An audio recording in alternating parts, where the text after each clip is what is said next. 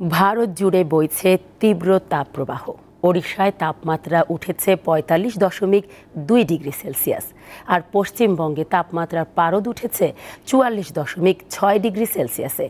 অন্যদিকে পাকিস্তানের খাইবার পাখতুনখাওয়াতে হিমবাহ গলার কারণে বন্যার সতর্কতা জারি করা হয়েছে। প্রচণ্ড গরমে বিপর্যস্ত ভারত। বেশি খারাপ অবস্থা দিল্লি, উত্তরপ্রদেশ ও পশ্চিমবঙ্গের।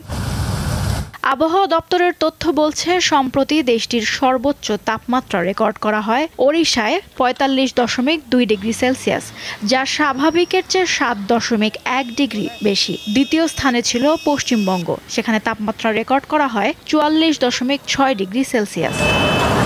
তীব্র দাবদাহে পশ্চিমবঙ্গের বিভিন্ন জেলা শহরের রাস্তা অনেকটাই ফাঁকা পড়ে আছে। প্রয়োজন ছাড়া মানুষ ঘর থেকে বের হচ্ছে না।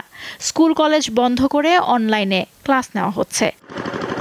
এছাড়া ছত্তিশগড়, ঝাড়খণ্ড, অন্ধ্রপ্রদেশ, তামিলনাড়ু ও গুজরাটেও বইছে দাবদাহ।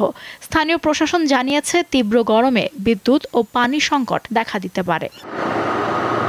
ভারত যখন দাবদাহে নাকাল, তখন পাকিস্তানের পাহাড়ি অঞ্চল খাইবার পাখতুনখাওয়ায় বন্যার পূর্বাভাস দেয়া হয়েছে। বাসিন্দাদের সতর্ক অবস্থানে থাকার পরামর্শ দিয়েছে প্রশাসন। মূলত হিমবাহ গলে যাওয়া এবং অত্যাধিক বৃষ্টিপাতের কারণে এই বন্যার শঙ্কা দেখা দিয়েছে।